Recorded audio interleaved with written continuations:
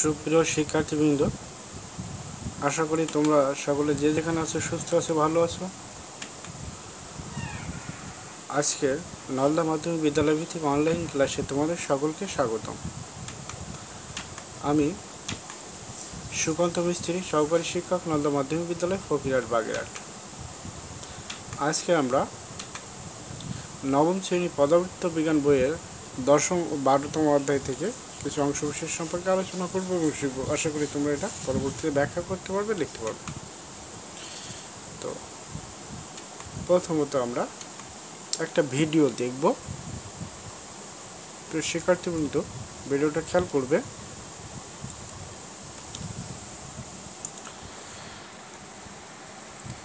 দেখো, আমরা একটা যন্ত্র দেখতে পাচ্ছি।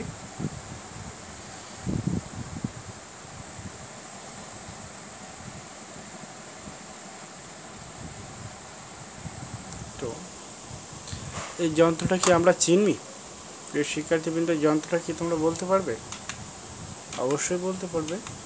তো এই যন্ত্রটা হচ্ছে ট্রান্সফরমার। এই যন্ত্রটা ট্রান্সফরমার। এই যন্ত্রগুলো আমরা দেখে থাকি। তো আজকের পাঠের বিষয় তাহলে আমাদের কি? ট্রান্সফরমার পাঠের বিষয়।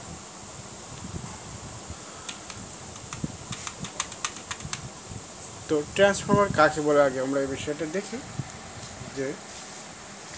যে যন্ত্রের সাহায্যে পর্যাবৃত্ত উচ্চ বিভবকে নিম্ন বিভবে এবং পর্যাবৃত্ত নিম্ন বিভবকে উচ্চ বিভবে রূপান্তর করা যায় তাকে ট্রান্সফরমার বলে।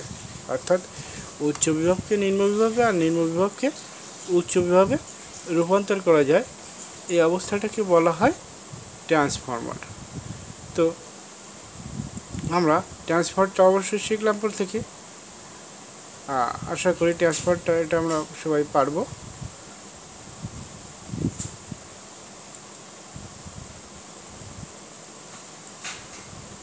তাহলে অবশ্যই ট্রান্সফরমারটা আমরা বলতে পারবো। তো আমরা এখন দেখব ট্রান্সফরমার কয় প্রকার। 2 প্রকার, একটা স্টেপ আপ আর একটা স্টেপ ডাউন, যাকে বাংলায় বলা হয় আরোহী ট্রান্সফরমার ও অবরোহী transformer. Step up, step down transformer. তো একক কাজের ক্ষেত্রে আমরা এটা জানতে পারি যে ট্রান্সফরমার কি, অর্থাৎ ট্রান্সফরমার কাকে বলে। তো ট্রান্সফরমারটা আমরা স্বভাবত এটা জানি একটা যন্ত্র। কি যন্ত্র সেটা তোমরা অবশ্যই লিখবে। ট্রান্সফরমার মূলনীতিতে বলা হচ্ছে যে পর্যাবৃত্ত নিম্ন বিভাগকে পর্যাবৃত্ত উচ্চ বিভাগে রূপান্তর করে, পর্যাবৃত্ত উচ্চ বিভাগকে পর্যাবৃত্ত নিম্ন বিভাগে রূপান্তর করে।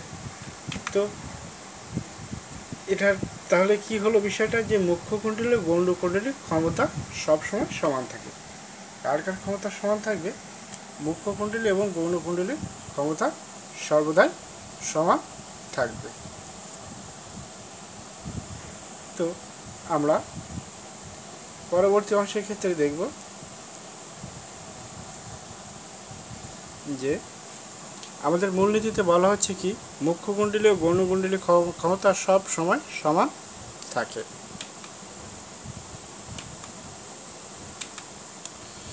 এখানে দেখো, আমরা ছবিটা একটু ভালো করে দেখার চেষ্টা করব। দেখো, বলা হচ্ছে তড়িৎ চুম্বকীয় বলরেখা। বাম সাইডে আইপি অর্থাৎ মুখ্য কুণ্ডলীর তড়িৎ প্রবাহ, ডান সাইডে আইএস গৌণ কুণ্ডলীর তড়িৎ প্রবাহ। মুখ্য কুণ্ডলীতে তড়িৎ প্রবাহ প্রয়োগ করলে গৌণ কুণ্ডলীতে সেটা রূপান্তরিত হয়, অর্থাৎ মুখ্য কুণ্ডলীর প্রভাবে গৌণ কুণ্ডলীতে সেটা প্রবাহিত হয়। ভিপি অর্থাৎ মুখ্য কুণ্ডলীর বিভব পার্থক্য বা ভোল্টেজ, আর ভিএস গৌণ কুণ্ডলীর ভোল্টেজ। তো আমরা ডান পাশে এটা কি করছি, ডান পাশে এখানে এসি অংশ, অর্থাৎ এখানে বিদ্যুৎ সরবরাহ করছি, আর লোড হচ্ছে কোন পাশে? ডান পাশে। তো প্রাইমারিতে মোট পাঁচ পাক সংখ্যা যেটা এনপি, এবং সেকেন্ডারিতে মোট পার্ট সংখ্যা বা প্যাচ সংখ্যা NS, NP NS equal primary voltage VP, secondary voltage VS. আবার সেকেন্ডারি মোট প্যাচ সংখ্যা বাই প্রাইমারি মোট প্যাচ সংখ্যা সমান প্রাইমারি কারেন্ট অর্থাৎ তড়িৎ প্রবাহ আইপি আর সেকেন্ডারি কারেন্ট আইএস।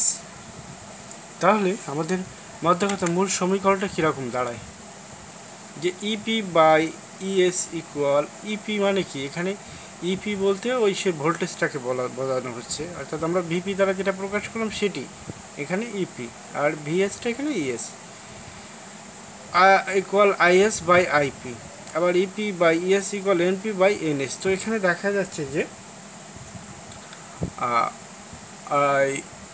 ভোল্টেজ এবং পাক সংখ্যার সমানুপাতিক, কিন্তু তড়িৎ প্রবাহ তার উল্টো, অর্থাৎ পাক সংখ্যা বৃদ্ধি করলে ভোল্টেজ বাড়বে বা ভোল্টেজ বৃদ্ধি করলে পাক সংখ্যা বাড়বে, কিন্তু যদি ভোল্টেজ বাড়ে তাহলে তড়িৎ প্রবাহ কমবে, আবার ভোল্টেজ কমলে তড়িৎ প্রবাহ বাড়বে।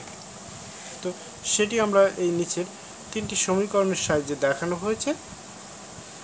নিশ্চয়ই তোমরা তড়িৎচুম্বকীয় বলরেখার ক্ষেত্রে এই যে ট্রান্সফরমারের যে সূত্রটা, অর্থাৎ পাক সংখ্যা, ভোল্টেজ এবং তড়িৎ প্রবাহের সাথে সম্পর্কিত সমীকরণের সাহায্যে অবশ্যই গাণিতিক অংশের সমাধান তোমরা করতে পারবে। তো আমরা আরেকটা ট্রান্সফরমার দেখি। দেখো, প্রাইমারি তড়িৎচুম্বকীয় বলরেখা বলছে, তারপরে ট্রান্সফরমার মিউচুয়াল ইন্ডাকশন, এরপরে সেকেন্ডারি, তারপরে মোট ফলাফলটা দেখো। এখানে VP, IP, NP, NS, IS, VS. তো এখানে মোট ফলাফলে বলা হচ্ছে কি ভিএস বাই ভিপি অর্থাৎ ইকুয়াল এনএস বাই এনপি। তার মানে কি, তার মানে আমরা এখানে যদি প্যাচ সংখ্যা গুণে দিই, যে বাম সাইডে অর্থাৎ যেখানে এসি প্রবাহ ছিল সে পাশে পাক সংখ্যা ছিল 6টি, আর ডাইন পাশে সেকেন্ডারি অংশে পাক সংখ্যা হয়েছে 5টি। তাহলে ট্রান্সফরমার মিউচুয়াল ইনজেকশন, এটা আমরা অবশ্যই বুঝতে পারলাম ট্রান্সফরমারটা। এখানে দেখো আমরা আরেকটা ছবি দেখার চেষ্টা করছি, বলা হচ্ছে চিত্রটির মূলনীতি কী, অর্থাৎ এখানে আরেকটা ট্রান্সফরমার দেওয়া হয়েছে এবং বলা হচ্ছে কি যে ট্রান্সফরমারটি অর্থাৎ চিত্রটির মূলনীতি কী সেটা তোমাদের বাসার জন্য কাজ অবশ্যই লিখবে। সেটা আমরা আরোহী ট্রান্সফরমারের ক্ষেত্রে বলি। আরোহী ট্রান্সফরমার অর্থাৎ স্টেপ আপ ট্রান্সফরমার। এখানে স্টেপ আপ ট্রান্সফরমারকে নিম্ন বিভবকে উচ্চ বিভবে রূপান্তর করবে, নিম্ন বিভবকে উচ্চ বিভবে রূপান্তর করবে। অর্থাৎ দেখো, আমরা যদি চিত্রটা খেয়াল করি ভালো করে, যে বাম সাইডে পাক সংখ্যা যা আছে ডাইন সাইডে তার থেকে অনেক বেশি আছে, তাহলে পাক সংখ্যা বাম সাইডে যেহেতু কম আছে, এই পাশে ভোল্টেজ সংখ্যা কম এবং ডাইন সাইডে ভোল্টেজ সংখ্যা অবশ্যই বেশি হবে। অর্থাৎ এখানে কি নিম্ন বিভবকে বা নিম্ন ভোল্টেজকে উচ্চ ভোল্টেজে রূপান্তর করছে, তাহলে তড়িৎ প্রবাহ কী হবে, উচ্চ তড়িৎ প্রবাহ নিম্ন তড়িৎ প্রবাহে রূপান্তর হবে। দেখো, বলা হচ্ছে পর্যাবৃত্ত নিম্ন বিভবকে পর্যাবৃত্ত উচ্চ বিভবে রূপান্তর করা হয়, তাহলে তড়িৎ প্রবাহের ক্ষেত্রে তার উল্টো, অধিক তড়িৎ প্রবাহকে অল্প তড়িৎ প্রবাহে রূপান্তর করা হয়। এটা আরোহী ট্রান্সফরমারের বৈশিষ্ট্য বা স্টেপ আপ ট্রান্সফরমারের বৈশিষ্ট্য, যে ভোল্টেজ বাড়লে তড়িৎ প্রবাহ অবশ্যই কমবে, অর্থাৎ তড়িৎ প্রবাহ আর বিভব পার্থক্য বা ভোল্টেজ এটা ব্যস্তানুপাতে। এবার আমরা আসবো অবরোহী ট্রান্সফরমার বা স্টেপ ডাউন ট্রান্সফরমার। তো স্টেপ ডাউন ট্রান্সফরমারের ক্ষেত্রে অবশ্যই আমাদের এসি অংশে পাক সংখ্যা বেশি হবে এবং লোড অংশে পাক সংখ্যা কম হবে। তো আমরা ছবির সাহায্যে সেটা কিন্তু স্পষ্ট দেখতে পাচ্ছি যে বাম সাইডে পাক সংখ্যা বেশি আছে, ডান সাইডে পাক সংখ্যা কম আছে, তাহলে বাম সাইডে অবশ্যই এখানে ভোল্টেজ বা বিভব বেশি এবং ডান সাইডে ভোল্টেজ বা বিভব কম, তাহলে তড়িৎ প্রবাহ তার উল্টো হবে, অর্থাৎ বাম সাইডে তড়িৎ প্রবাহ অল্প হবে, ডান সাইডে তড়িৎ প্রবাহ বেশি হবে। অর্থাৎ এই চিত্র থেকে আমরা এটা স্পষ্ট বলতে পারছি যে অবরোহী ট্রান্সফরমারের পর্যাবৃত্ত উচ্চ বিভবকে পর্যাবৃত্ত নিম্ন বিভবে রূপান্তর করেছে। অপরপক্ষে অল্প তড়িৎ প্রবাহকে অধিক তড়িৎ প্রবাহে রূপান্তর করে।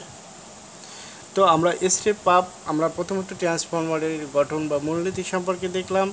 এরপরে দেখলাম কি যে আমরা যে ট্রান্সফরমারকে দুটি ভাগে ভাগ করা হয়েছে, step up, step down transformer, তারও বিশেষ বৈশিষ্ট্যগুলো আমরা ব্যাখ্যা করতে সমর্থ হলাম। গাণিতিক সমীকরণ আমরা এখানে অবশ্যই লিখতে পারবো এখন। তো আমি একটা দলীয় কাজ দিব, খেয়াল করি প্রিয় শিক্ষার্থীবৃন্দ। বলা হচ্ছে কি চিত্রের ট্রান্সফর্মারটি কোন ধরনের ব্যাখ্যা করো। তো চিত্রের ট্রান্সফর্মারের ক্ষেত্রে আমার কিন্তু এখানে স্পষ্ট বোঝা যাচ্ছে যে পাক সংখ্যা কোন পাশে বেশি কোন পাশে কম।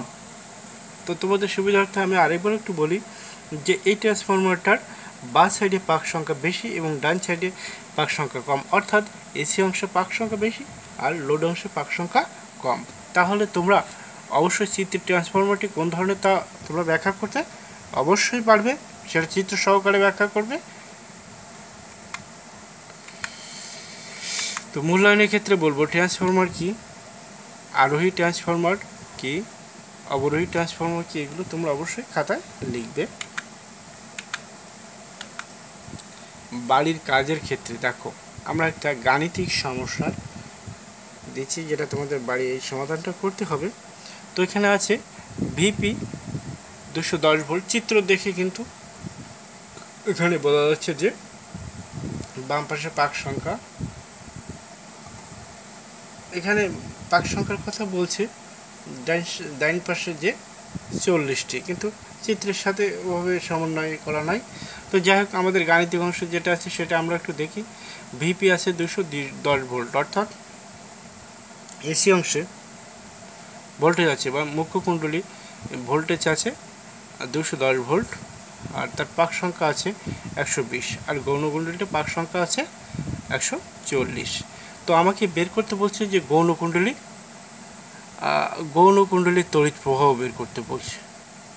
তো আমাদের যেহেতু ভিপি এনপি এনএস আছে, তাহলে এখান থেকে আমরা অবশ্যই কিসের মান বের করতে পারবো। তো এখান থেকে অবশ্যই আমরা ভি এস এর মান বের করতে পারবো। তো সাথে সাথে এখানে আমাদের এনএসটা না দিয়ে ভিএস দিলে হতো, তাহলে সমাধান করতে আমাদের জন্য সহজ হতো। যেহেতু আইএস সমান কত, তাহলে আমাদের আইবি সমানও কত অবশ্যই জানা দরকার ছিল, কিন্তু এটা হবে। তাহলে আমরা কি আইএস না দিয়ে ওখানে আমরা দেবো কি সরাসরি ভিএস কত। আবার আইএস কত যদি বের করতে চাই, সেক্ষেত্রে NP by NS equal IS by IP.